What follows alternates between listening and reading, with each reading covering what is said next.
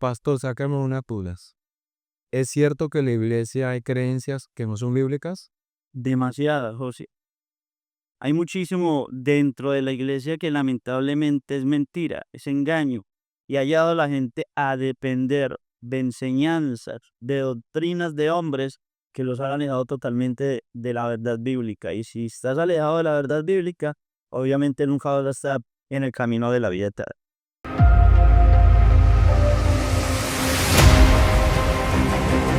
Bienvenidos a un episodio más de Eternals, un podcast que no es religioso, pero sí espiritual.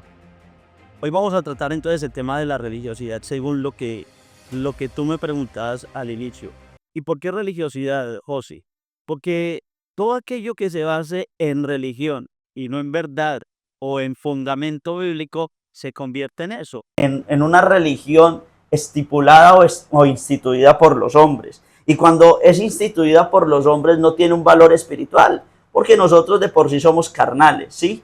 Y cuando la carnalidad hace parte de una enseñanza, no puede ser parte del reino de los cielos. El apóstol Pablo, inspirado por el Espíritu Santo, dice claramente, ni carne ni sangre heredarán el reino de los cielos. Y no se refiere simplemente al cuerpo, se refiere a la mente, se refiere al concepto, se refiere a la opinión de nosotros como seres humanos.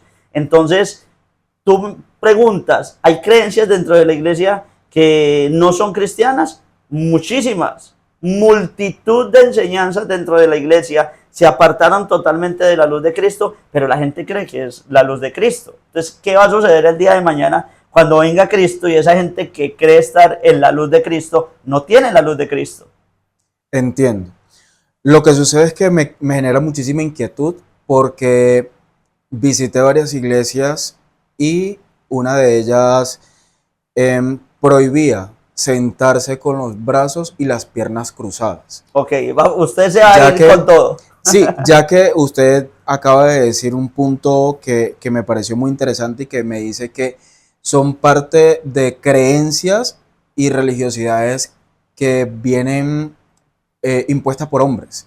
Y esa es una que de verdad me llamó muchísimo la atención, de entre tantas.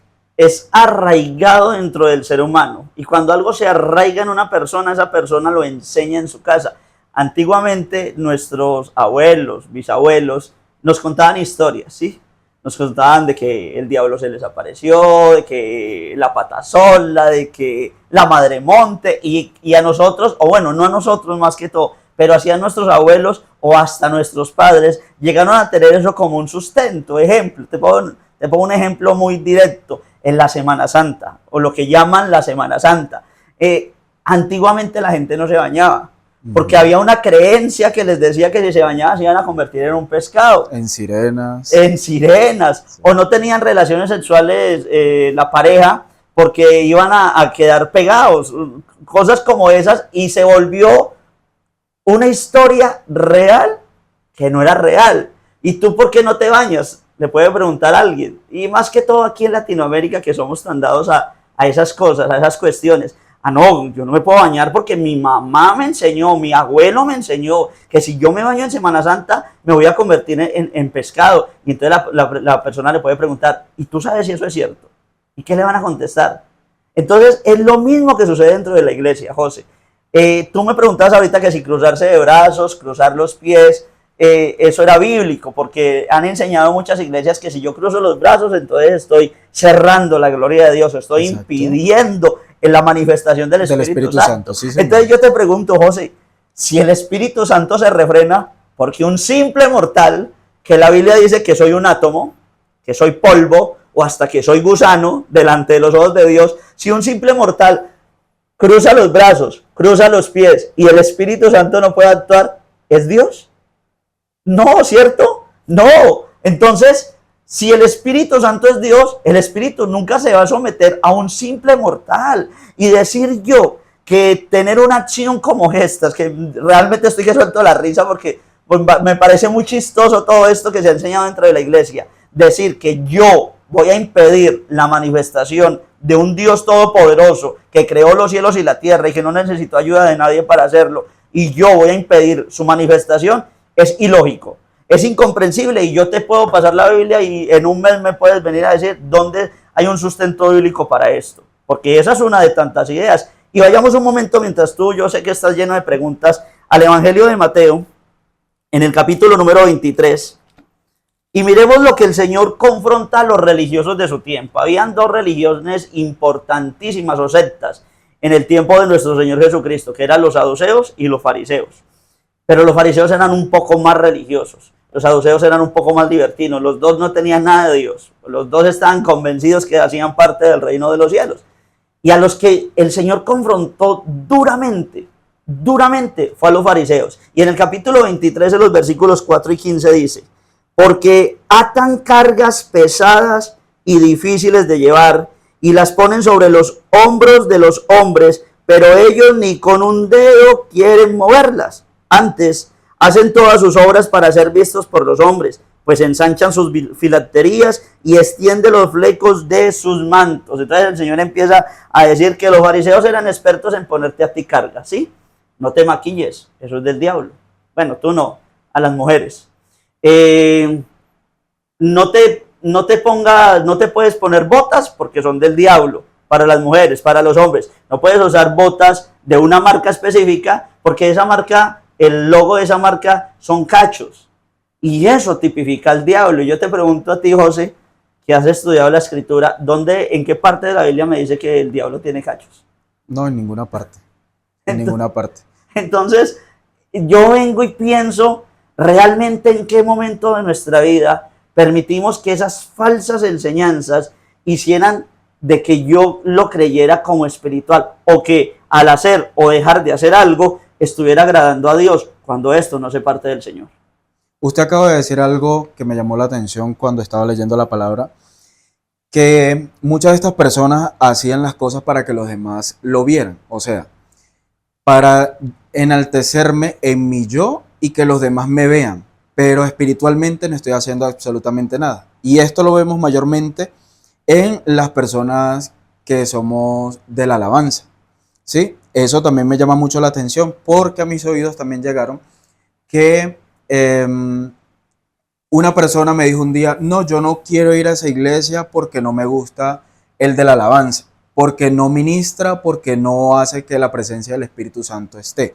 Entonces mi pregunta es, ¿el de la alabanza tiene tanto poder como para negarle la presencia del Espíritu Santo o para que las demás personas no sientan esa presencia tan maravillosa que es estar en comunión con el Señor en ese momento donde yo tengo que estar adorándolo y exaltando su nombre desde mi yo, aun cuando no me sé la canción?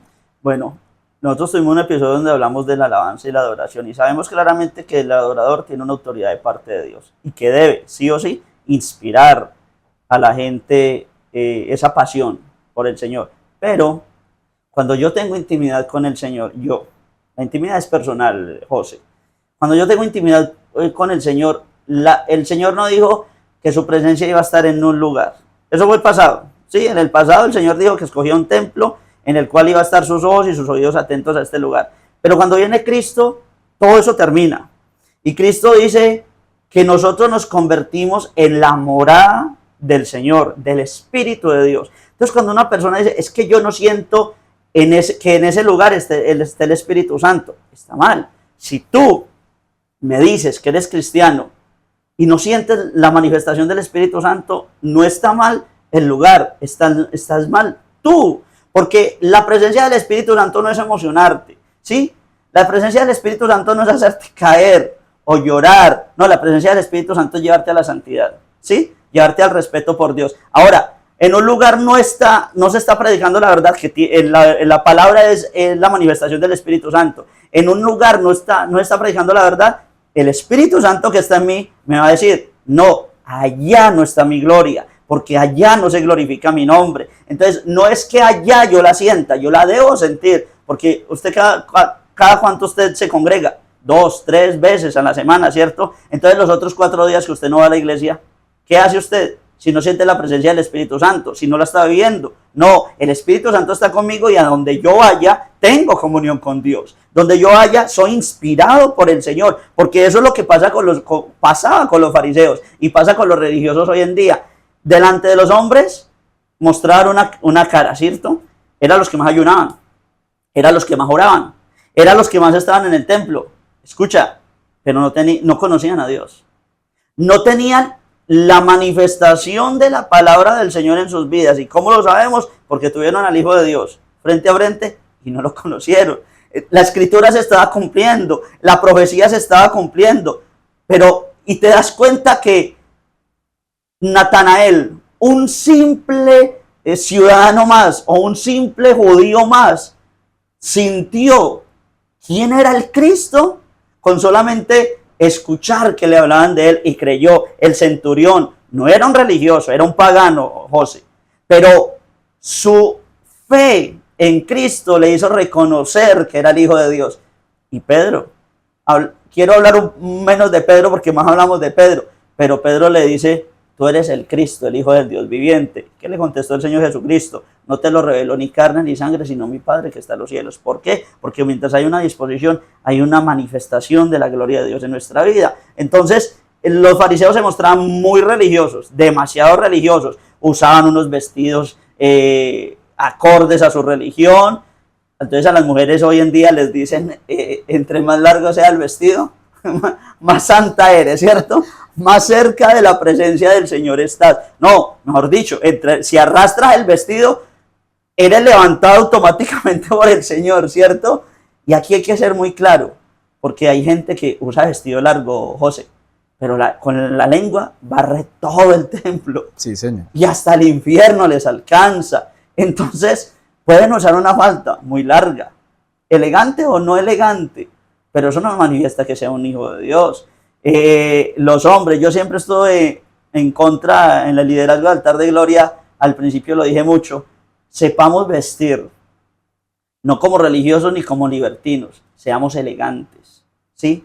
Tanto mujeres como hombres, porque el religioso se acostumbró, la mujer y el hombre, tú los ves y automáticamente la vestimenta tú te das cuenta que es un religioso, automáticamente, y eso como que se plasma en todo lugar que es así, porque han pensado que esos trapos, que esos trajes que usan van a manifestar su intimidad con Dios. Y no, hombre, el día que tú partas de esta tierra, si nuestro Cristo viene y tú estás vivo, esa ropa que tienes puesta se va a quedar aquí. Ahora, también aclaro, mi forma de vestir tiene que glorificar a Dios. Yo no puedo, una mujer no puede decir ser cristiana y estar mostrando sus senos, ¿sí?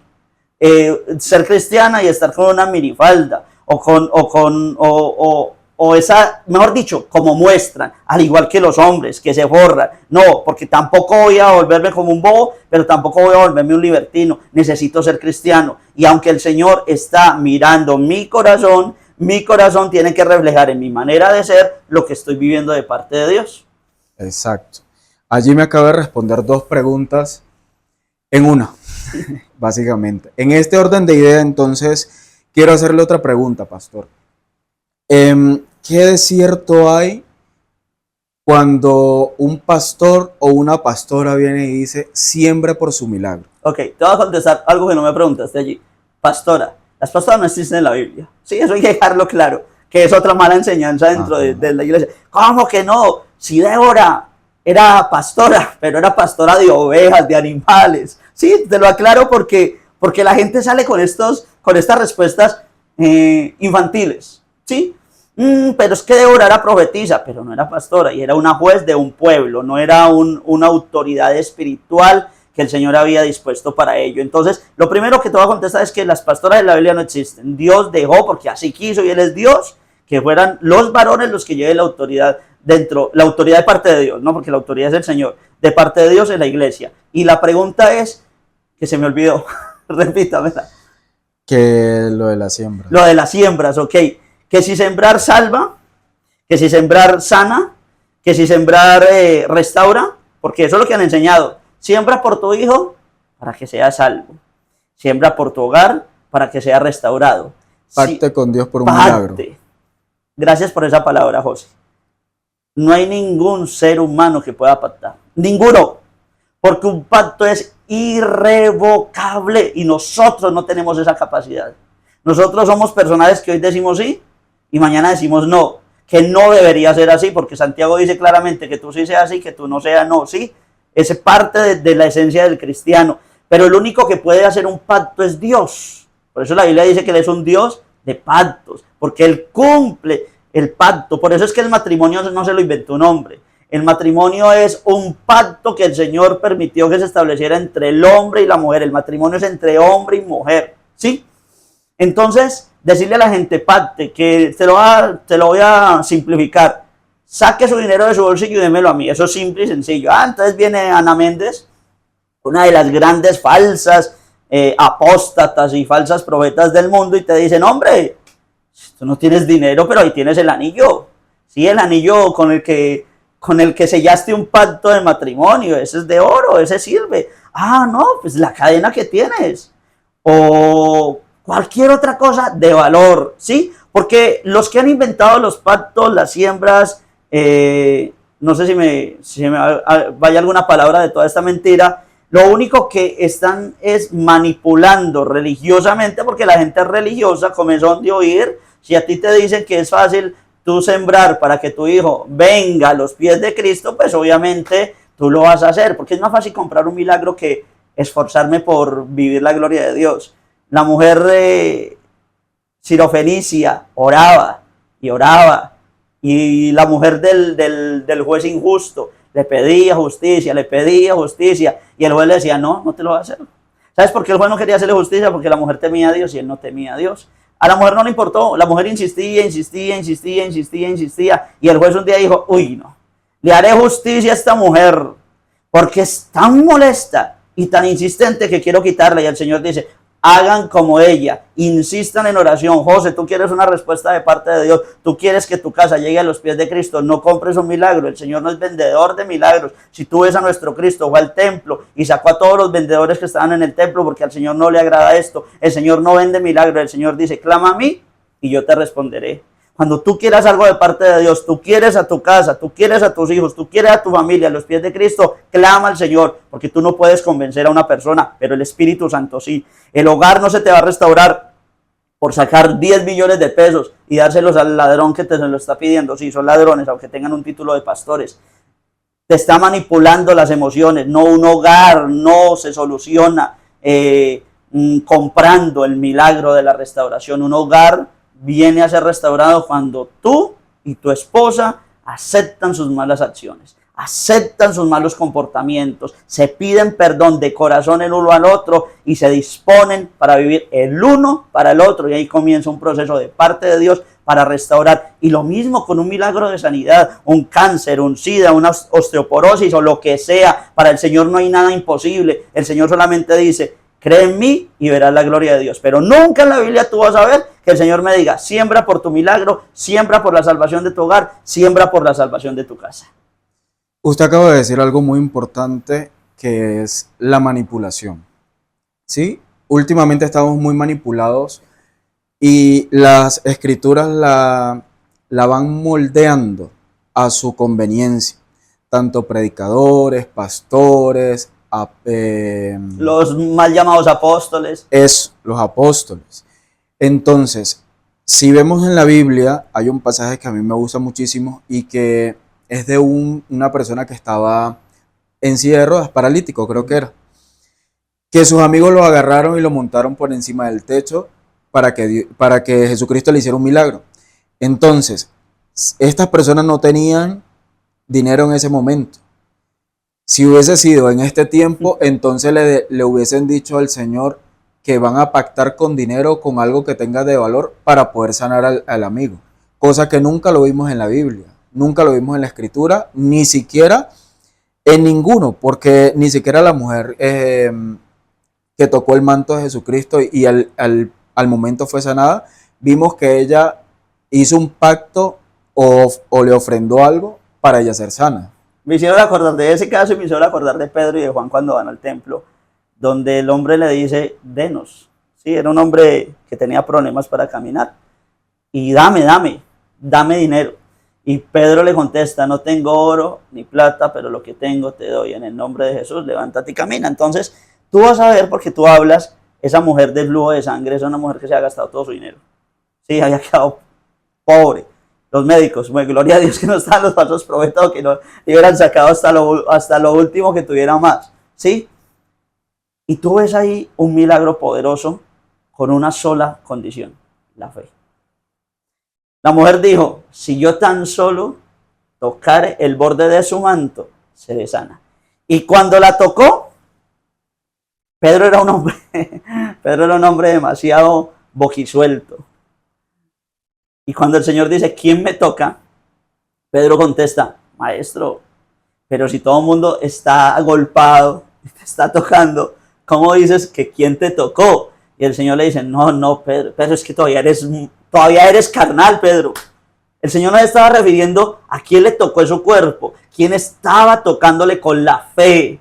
Y la mujer callada, asustada, porque ella pensó que el Señor la iba a regañar. Automáticamente el flujo de sangre se separó. Y el Señor, y ella levanta la mano y dice, fui yo. Y el Señor le dice, tu fe te ha salvado. ¿Sabes? Porque la fe de la mujer en sí no era por el milagro. La fe creyó que Jesús tenía el poder. Y eso es lo que trae los milagros. La fe en Jesús, eso es lo que hace que las respuestas de Dios lleguen en mi vida. La fe en Jesús, por eso dice el Señor, sin fe es imposible agradar a Dios. Cuando yo me acerco al Señor, hombre, si tú compras un milagro, ¿a quién se le debería el milagro? O gracias a quién sería el milagro, al que pactó el milagro, ¿cierto?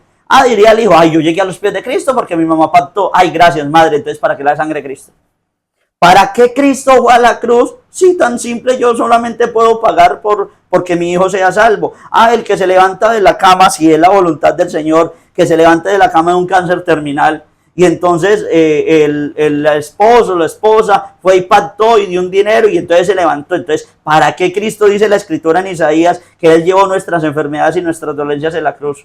Entonces, no serviría para nada el sacrificio de Cristo. Y gracias a esto, vamos a Mateo en el capítulo 15, porque tú lo dices claramente lo que estabas exponiendo ahorita, que eso es lo que se enseña, lo que se impone, y no es bíblico. Y mire lo que nos dice aquí la Escritura en Mateo capítulo 15, versículos del 7 al 9. Hipócritas, bien profetizó de vosotros Isaías cuando dijo, este pueblo de labios me honra. Tú ves que los religiosos dicen honrar a Dios, con sus labios honran a Dios, pero su corazón no. Vea lo que dice, mas su corazón está lejos de mí, pues en vano me honran, enseñando como doctrinas mandamientos de hombres. Entonces, cuando yo tengo en mí los mandamientos de hombre, porque tú ahorita detrás de cámara me estabas haciendo otras preguntas y quiero que me lo digas más adelante, cuando en mí hay creencias que están fuera de la palabra de Dios, aunque yo alabe a Dios, aunque yo predique a Cristo, aunque yo sirva en una iglesia, no estoy viviendo en el fundamento del Señor.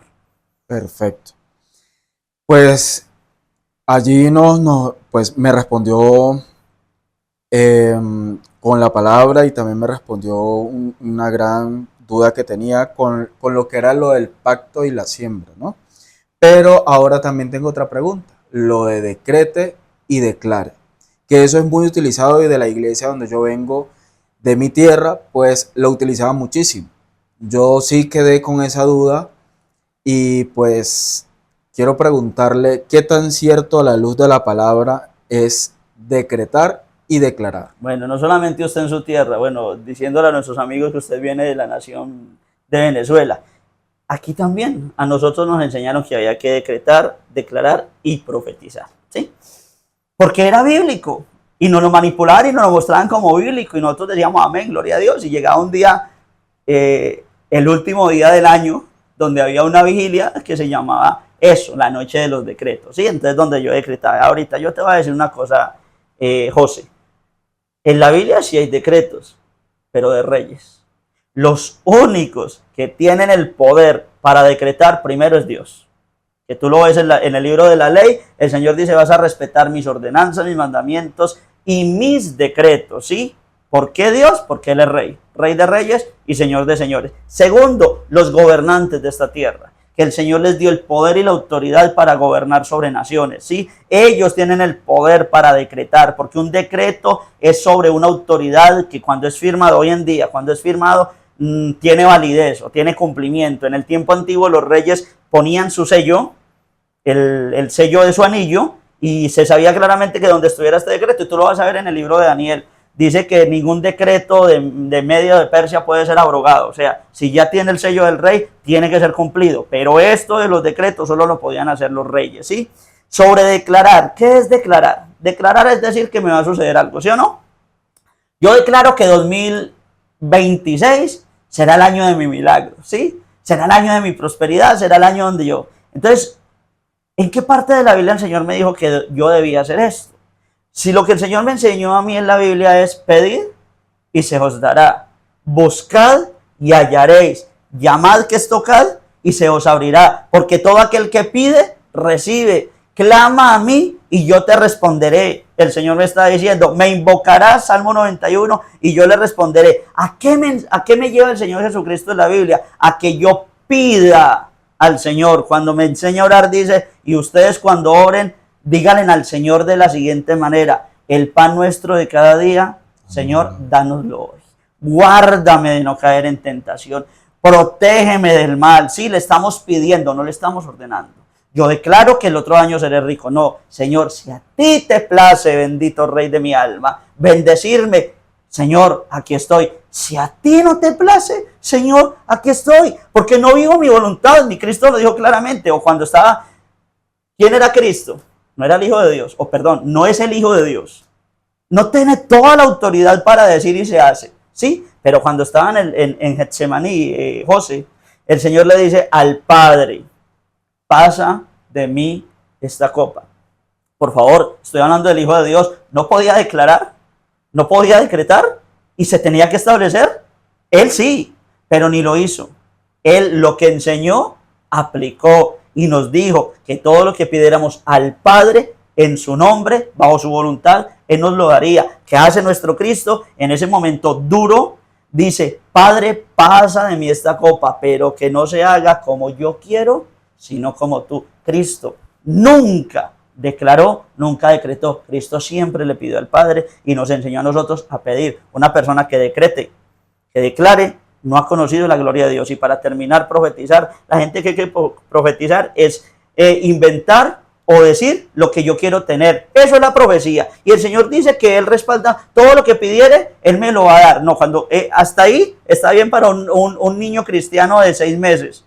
Y se lo pasa hasta 1 año, ¿sí? Pero ahí en adelante tú te vas a la primera epístola de Juan y dice claramente que nosotros pedimos según la voluntad de Dios, ¿cierto? Entonces profetizar no es lo que yo me imagine. El Señor le dice al profeta Ezequiel, no sé si has estudiado el Valle de los Huesos Secos, y el Señor le dice, hijo de hombre, profetiza.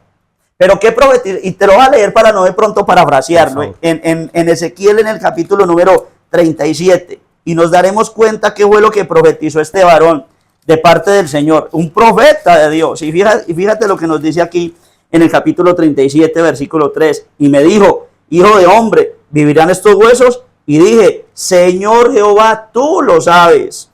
Me dijo entonces, profetiza sobre estos huesos y diles, huesos secos, oíd palabra de Jehová. ¿Qué profetizó el profeta? La palabra de Jehová, no lo que él se inventó, no lo que él pensó, es lo que el Señor le había, y tú más adelante lo vas a ver, que él dice que la palabra de Jehová se estableciera, espíritu ven de los 4 vientos y trae vida. Entonces, la profecía es la palabra de Dios. Aquí la Biblia me dice que no hay profecía más segura sino esta. Yo no necesito que venga uno de República Dominicana, que son expertos en eso, de Estados Unidos o de cualquier parte del mundo, a decirme algo. No, yo ya tengo la palabra profética más segura, que es la Biblia, a la cual el Señor me dice que tengo que estar atento para vivir en pos de ella y glorificar al Señor. Usted decía ahí que los decretos solamente lo hacían los reyes, y una de las explicaciones que dan los pastores es que nosotros somos reyes y sacerdotes. Entonces, ahí está la respuesta, porque cuando la Biblia dice que nosotros somos reyes y sacerdotes, y creo que lo hablamos en un episodio, Jonathan, que está allí detrás de cámaras, nos está hablando de lo que nosotros somos, en donde nosotros somos puestos, ¿sí? El sacerdote son todos aquellos que ministran la gloria de Dios, ¿sí? Los que están en el servicio. Yo lo dije un día, el que sirve la obra debe vivir en la obra, ¿sí? No solamente el pastor, que son la gran mayoría de los que viven en un lujo completo. No, si la persona es un salmista, debería vivir de la obra y la obra debería sostener a esta persona. Se dedican al sacerdocio, a glorificar el nombre del Señor y a administrar la gloria del Señor al pueblo. Pero como dice Jonathan, los reyes no nos está hablando a nosotros de unos hombres de autoridad, porque Jonathan, José, te pregunto a ti, si tú decretas algo hoy, viene el guarda de tránsito y te para y te dice, no, yo decreto que tú no me puedes poner una multa. ¿Qué va a hacer el guarda de tránsito? 2 multas.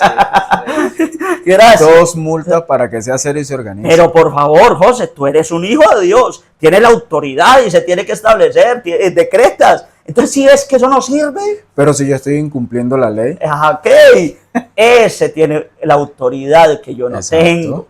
Él es un guarda de tránsito y tiene una autoridad que yo como cristiano, si verdaderamente soy cristiano, debo respetar, ¿sí? exacto. Entonces, esos son los reyes, ¿sí? Hay cristianos que no están en el sacerdocio, ¿sí? No están dependiendo de la gloria de Dios, es decir, de la obra del Señor, y están en otros lugares que también tienen que glorificar a Cristo, pero son arquitectos, son ingenieros, son guardas de tránsito, son policías, son los reyes. El sacerdote unge. El rey es el que conquista otros lugares. El sacerdote ministra la gloria de Dios. El rey donde esté, el senador de la república, el abogado, el empresario, están manifestando donde están también lo que han recibido de la unción. Pero un rey no es aquel, porque la Biblia me dice que el Señor me llama rey y sacerdote. Y además nos está hablando del reino de los cielos. Más adelante lo vamos a ver. Es algo curioso porque aquí usted me está hablando algo totalmente diferente con las enseñanzas que están dando las iglesias actualmente. Mayormente esto de declare, decrete y profetice se ve para las personas que quieren viajar, que el próximo año quieren una mejor actividad económica, quieren tener más fluidez económico a nivel de su trabajo o de una dependencia laboral, que no estén arraigados a un jefe como tal, sino que ellos sean emprendedores, por así decirlo. Entonces, mayormente lo escuchamos, o yo lo he escuchado, a muchísimas iglesias, no solamente en Colombia, Venezuela, en Estados Unidos, en muchísimas partes se ha utilizado esto para decirle a la persona: declare y decrete de que usted el próximo año va a ser millonario, de que usted va a viajar por todo el mundo. ¿Usted quiere irse a París? Declare. ¿Usted quiere ser millonario? Decrete. ¿Usted quiere? Declárelo, que el Señor todo eso se lo va a dar. Pero usted me acaba de decir a la luz de la Biblia que no solamente para las riquezas, sino debemos también saber pedir, ciertamente. En todas las áreas de nuestra vida. ¿Tú crees que Elon Musk algún día decretó ser multimillonario? Donald Trump algún día... Yo realmente no creo que ellos sigan a Cristo. A eso hoy.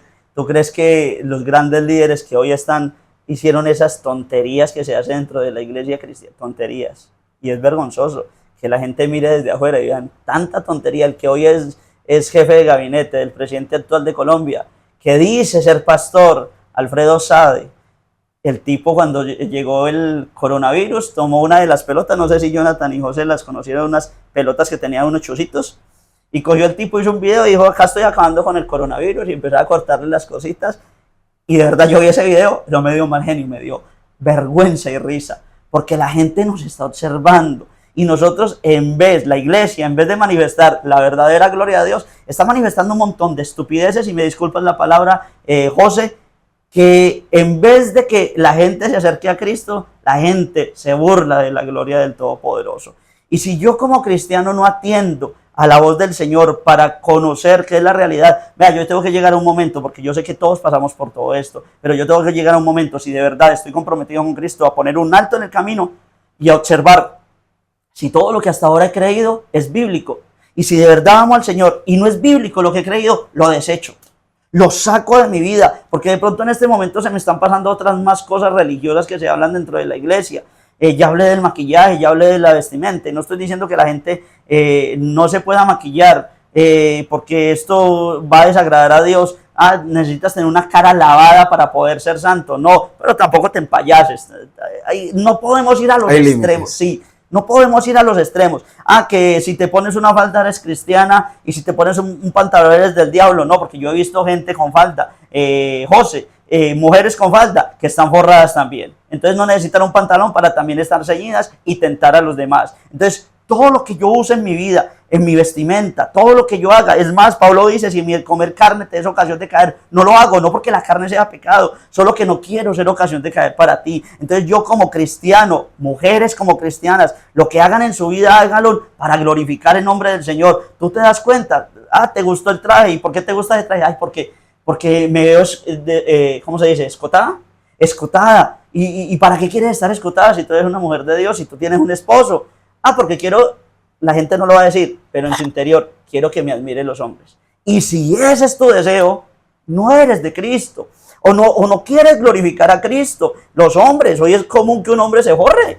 Sí, que se jorre. Y yo te voy a decir humanamente, ¿cómo se siente un hombre al tener un buen cuerpo? Bien, sí, se siente bien. Pero no está bien que yo ciña mi cuerpo para que otras personas lo admiren con deseo. Porque ese es el problema. Y el deseo lleva al pecado.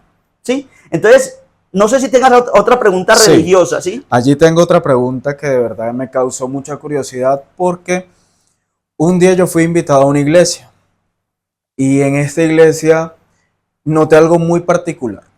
Yo soy el tipo de persona que siempre me gusta sentarme en la parte de adelante porque me gusta prestar atención y que no me estén entreteniendo. Entonces, cuando yo me voy a sentar en un sitio específico, viene un servidor y me dice, no te sientes acá. De este lado van las mujeres y los caballeros van de aquel lado. Los que son casados van hacia otro lado. Entonces, yo quedé al momento quedé muy impactado. A lo que yo le respondí a una persona, o sea, me parece no muy cuerdo de la parte del servidor. Me dice, pero es que no lo dice el servidor, lo dice el pastor.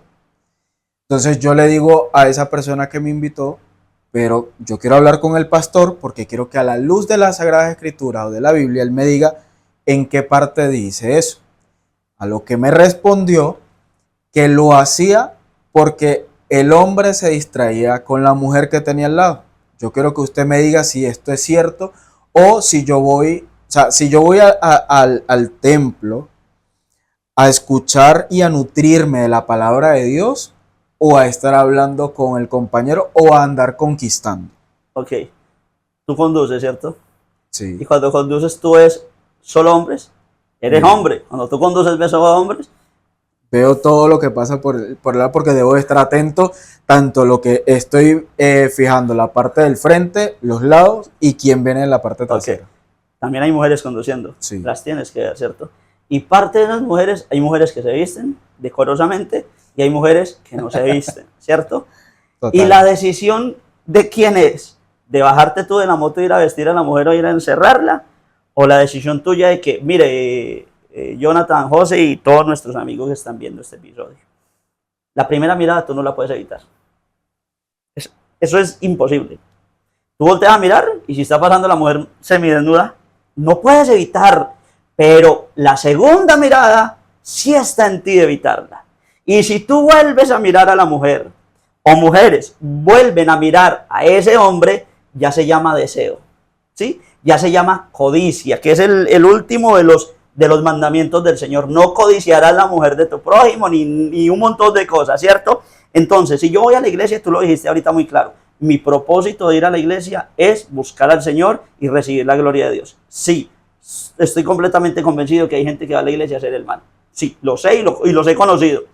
Pero si una persona verdaderamente está buscando a Cristo, no le importa el hombre o la mujer, está pendiente de la palabra del Señor. Entonces, con que yo los pongo a un lado, con que eso era muy común antes, hoy hay muy pocas iglesias que todavía lo hacen.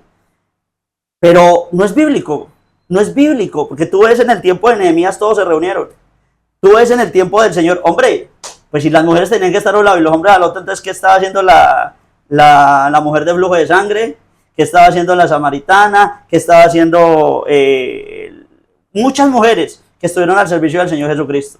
La mujer que fue y se postró a los pies del Señor fue a la casa del fariseo lleno de hombres. Y el Señor dijo, no, tú aquí no puedes estar, porque esto es solamente de hombre. Entonces no es bíblico, porque aunque un pastor diga es que lo vamos a hacer para que la gente no se entretenga, no. Ese no es el poder, porque si tú estás aquí y la mujer está allá, aunque no están al mismo lado, pero están con su carnalidad, te lo voy a decir así para no ir más allá. Entonces, de ahí se van a hacer ojitos. Mire, yo tuve la historia, me cuenta un personaje que era amigo mío. Nos invitaron a un matrimonio, me dice. Y en el matrimonio yo cogí la mano de mi novia y empezamos a repetir todo lo que el pastor le decía a los que estaba casando. Y yo me casé con ella allí. Entonces, presta atención. José, es tu corazón. Si en tu corazón está ese deseo, hombre, a ti te pueden poner allá y allá la pueden poner por allá, el deseo está, y el Señor no mira lo que está físico, el Señor mira el corazón, y conforme a tu corazón te va a recompensar. Entonces dividir al uno, dividir al otro, yo creo que va a hacer que la gente no vaya a la iglesia, porque entonces va a llegar uno y se va a sentar, no, usted no se puede sentar aquí, y la mayoría de servidores no atienden bien a la gente. Te lo digo por experiencia. La mayoría de servidores no tienen amor por el prójimo, que eso después será otro tema más adelante. Entonces esa persona que quiere buscar a Cristo, no va a ir. El diablo le va a decir, sí, ¿para qué viniste? Sí, mira cómo, y eso que dicen tener a Dios, mira cómo te tratan. Y tú no te puedes sentar donde quieras, sino donde Dios te diga. Entonces empieza una guerra espiritual en la mente de una persona que no va a hacer que la persona busque del Señor, sino que se alejen del Señor. Y yo creo que podemos... el tema de la religiosidad es muy amplio, hay mucho tema para hablar, pero hoy podemos dejar este episodio hasta aquí, José. No, me parece muy bien todo lo que hemos hablado, las preguntas correctamente contestadas. Le doy muchísimas gracias por la invitación al podcast y pues será para una próxima ocasión, pastor. Claro que sí, a todos nuestros amigos que nos acompañaron, pues esto es Eternals, que compartan el mensaje. El mensaje no solamente es para que nosotros lo vivamos y lo disfrutemos. El Señor dice que lo que por gracia recibimos, por gracia damos. Eternals, un podcast que no es religioso, pero sí espiritual.